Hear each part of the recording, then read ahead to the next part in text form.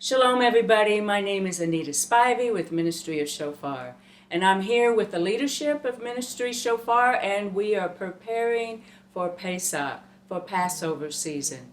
So we are going to have like a sit down around the couch type thing, discussing different topics on Passover, on Pesach, that will be released later. So right now, I just want you to sit back, get some popcorn, relax. Yeah, shalom. Shalom. Shalom. I think it's, we've had such a great time over the last, couple of weeks talking about Pesach and some of the things that are related to it. And I think I'm glad for the opportunity that we can bring others into this conversation and kind of hear some of our thoughts and what the Lord is placing on our hearts. And I know that, one of the primary or big things that we talked about was this word of deliverance and what deliverance means in light of Pesach. And a lot of times there are connotations that go along with the word deliverance. Sometimes people think of it just as a single event in their life that happened when they came into a relationship with Jesus, with Yeshua. And others think of it as something that they are, some particular sin or whatever that they are being delivered from. So it has a lot of connotations. But in light of what we were talking about, we talked about deliverance from the standpoint of not just a single event in time, but like a continuum, like a something that is I won't say progressive, but is a continuum. So it might have been something that happened then, but it's something that happens now, and it's something that can happen in the future. And I know, Rivka, you had shared quite a bit on deliverance. I don't know if you want to talk some more about that, but that's one of the things that I know that was kind of top of mind for you regarding Pesach. Yeah, I think, when we think about the Exodus story and we think about how God was faithful to his covenant, and he, in the fullness of time, came to deliver his people from the oppressors, from Egypt, and how God in his covenant faithfulness is always a deliverer. And through that whole event, everything in the scriptures in Exodus and just the whole of scriptures really shows the character of God as our deliverer. And that he always hears, he always responds, he always comes to deliver us. And it's just, to me, that's just, I need that reminder that he always hears, he always listens, and he does come when we call. Because scripture tells us that, right? Yeah. But I think even more than that, he's always ready. Yeah. He's waiting, because the scripture tells us that even before we ask, he knows what we're going to ask. He's already acting and moving. Yeah. Rabbi Matthew always talked about the man with the jar of water on his head that the disciples would encounter when they're coming to set up for their Pesach meal. That somebody had to make the jar. The man had to be born. Same way.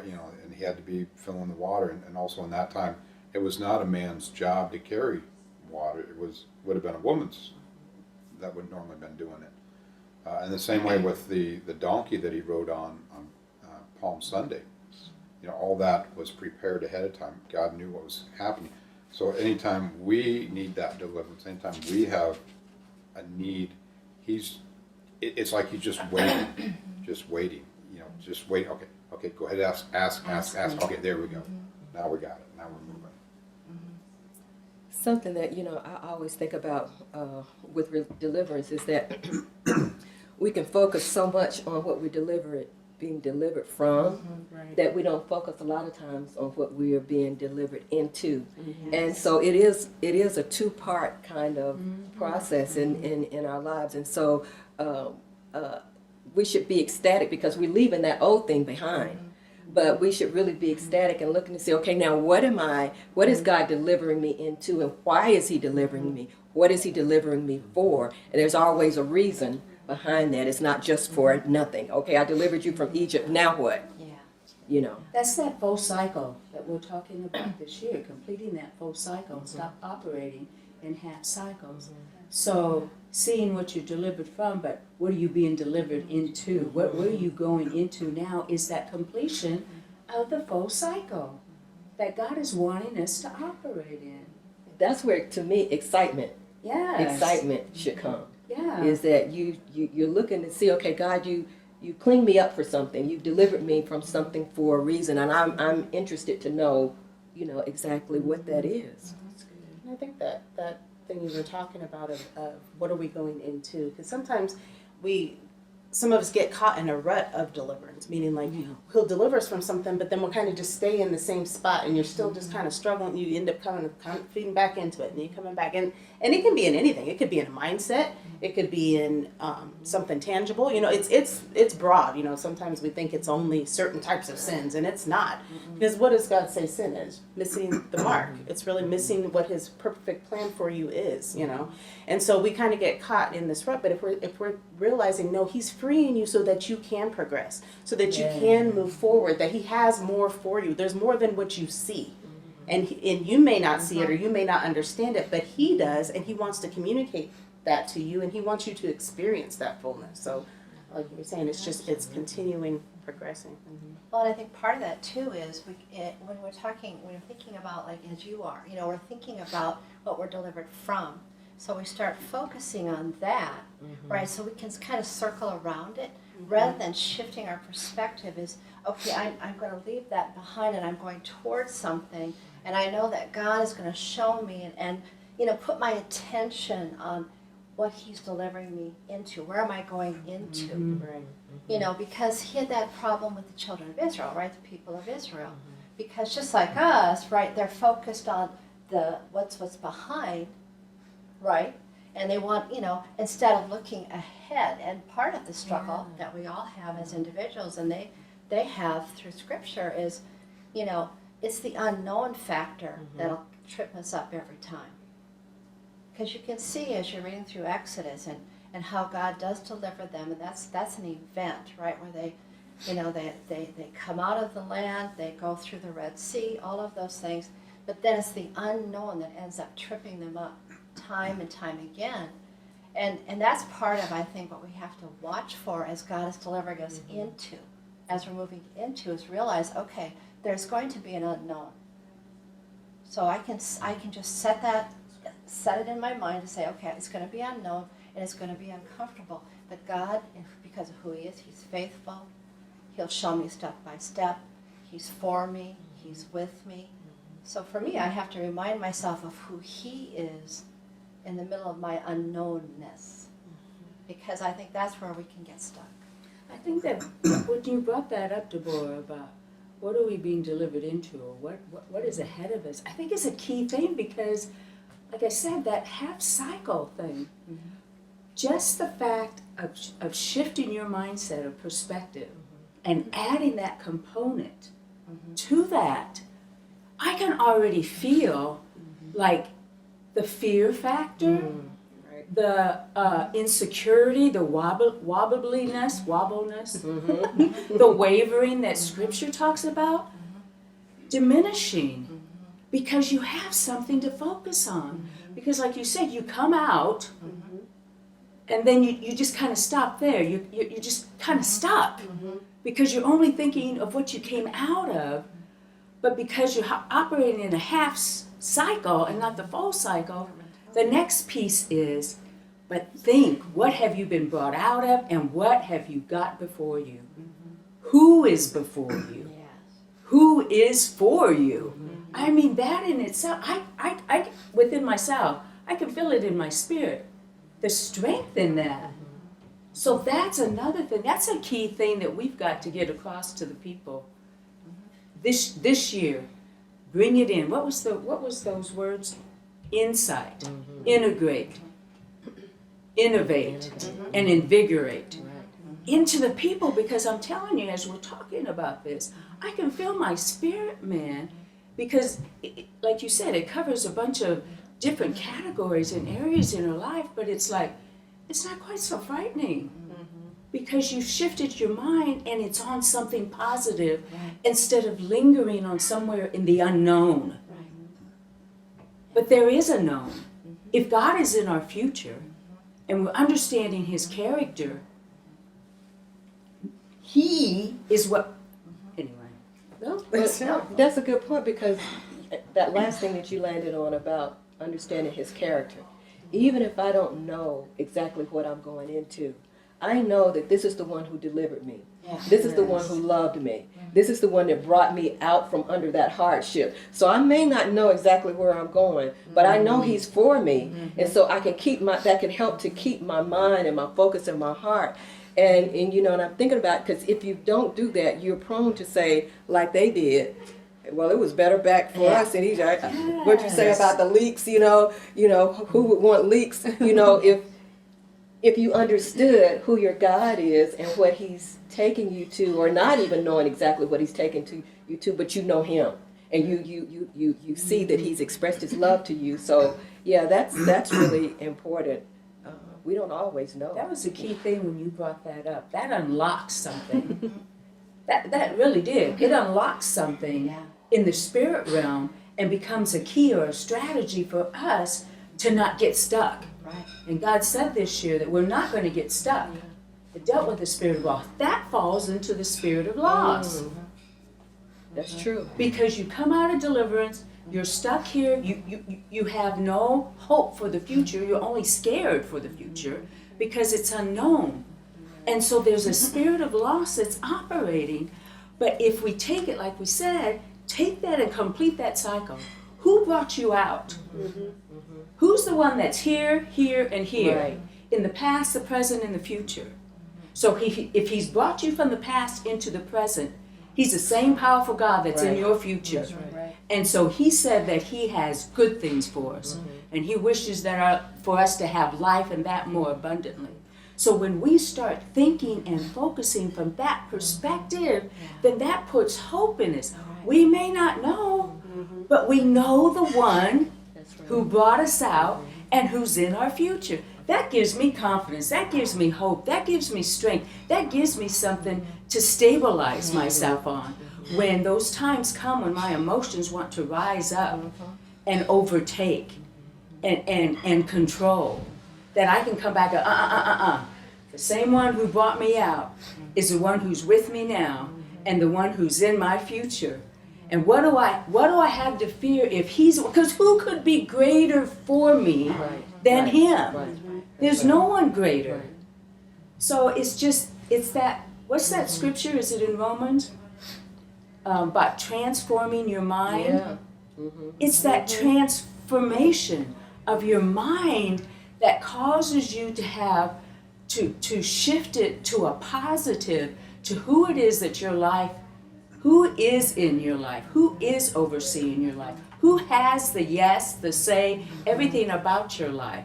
So once you start focusing your mind on that, that brings strength, encouragement, and hope. That was powerful when you said that. That just unlocks something. And it's a key for us to release and keep rehearsing, keep talking about that before the people. That's powerful. I'm using my voice. Well, this is kind of really makes when Yeshua talked about what happens when a person is delivered from a demonic spirit. They're clean. The demonic spirit doesn't know what to do, comes back, finds the person is empty still. Right. And that's what, if we're delivered, Right. like you were saying, Melissa, we just keep going around in circles and just keep falling back into that. That's a good example. Because we've not been delivered, we've not gone forward. Right. We don't have that mindset. I'm not so much being delivered from something, but I'm being delivered to something. I mean, it's you've got to do both. Otherwise, you're going to end up worse than before. Because God has plans and purposes for us. So if he delivered us from something that is harmful and hurtful to us, then he's got a plan that is good for us. That was a good analogy. Very good enough. That gave me a different slant on how I look at that now. If they had hope and thinking, okay, gosh, I'm delivered from all of this, so God must have something incredible for me, or he has something for me. But you're right, they must not have, because it was just empty, void. Wow. You got to fill that empty space, because there is. Mhm. Because whatever we're delivered from had a space in our life. Exactly. Right. That's good. It doesn't matter whether it's an emotional thing, a mental thing, whatever it is, it had a space. Mhm. So recognizing that when he delivers us, that space needs to be filled up with God, with Yeah. he himself. Say, God, fill me, fill the empty place, fill the place in me where I went to this, this, and this because, I need to be full of life, But I think it's true. We don't realize that deliverance always has an empty place. And if you go back to Exodus, right? They Right. left, Mhm. and they wanted to leave because they were under oppression. But they went out into a desert, which is a really big empty place, right? So everything became unfamiliar, and they didn't know how to fill. And God was faithful to show who he is, how he's for them, provide everything. And he's kind and compassionate, even though we struggle as we're moving into something, because it's not like, today I'm delivered out and tomorrow. There's always this gap. And, sorry. There's always a gap, and recognizing Leave the that gap in there. is, She did that. and so it's a space we need to fill. And the thing about it is, the space isn't just empty. When you read the scripture, what Yeshua says, that demon spirit comes back and he finds that person swept clean and put into order. And why is it swept clean and put into order? Because God intends to fill it. Right. And it has to be swept clean and put in order, because he is, the God of order. He is, wants things cleansed. So if you don't fill it, then that space becomes cluttered and becomes filthy again and becomes worse than before. Well, and to me, in my experience, it's also like a day by day asking God to fill. A day by day, because that space was occupying, especially if it's something we've had in our life for a long time. That space has been occupied by something, right? If he's delivering me from the hold on that thing, then I need to ask him daily to fill me, so that I can get used to having him fill that space, and I can kind of That's good. learn what it's like for him to fill it, so I Right. can live from that full place in him. I need to be taking notes. And that's getting back to, really God's original intent, because the reason why we have these other things filling that gap is because, we're relying on ourselves, or we're trying to find things to fill it, and we are treating God like an add-on, to our life. And so it's like, but what he's delivering us from is to a place of fullness in him, of saying, you don't need any of this other stuff. I created you originally, like how I created Adam from the beginning, was to commune with me. It was just you and me. That's all that you needed. And so since the fall, or since our brokenness, it's like then, we're trying to fill that with Yes. everything else. Just like Adam said, well, now I notice that something's gone, And so, and it's like, well, no, God has, through this, as we know, in this whole Passover season, as we'll get into, that's what he was restoring back, was that connection, what everything he had made available at that time. But yeah, so now we're trying to fill it with all these things, but God is saying, no, I'm delivering you from all this stuff, training you that you don't need to look anywhere else. Wow. That I'm training you to shift your reliance from yourself, from trying to find what you need, to I know what you need. I created you. I know exactly what makes you happy, what makes you the most fulfilled. You don't. That's why you spend your life trying to figure out, well, what works for me? What does my life mean? What, you spend all this time. He's like, I know I know.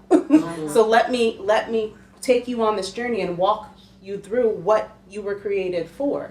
And so that's part of that going, what I've delivered you into is a fullness of life. That's what he's always talking about, is fullness.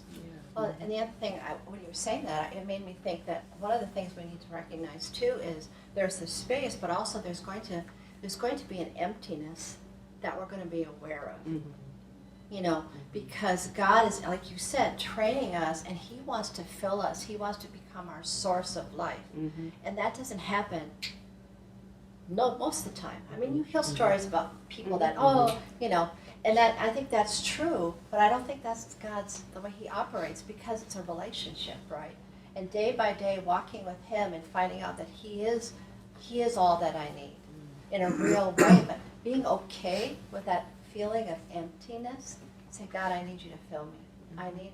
I need you to satisfy this. I need you to, I feel lost, or, I'm feeling alone, or whatever it is, and come and fill me. And then we learn how to walk with that. And after time, it's not going to feel that same way. It's going to be because we've allowed him to fill that piece of us and restore it.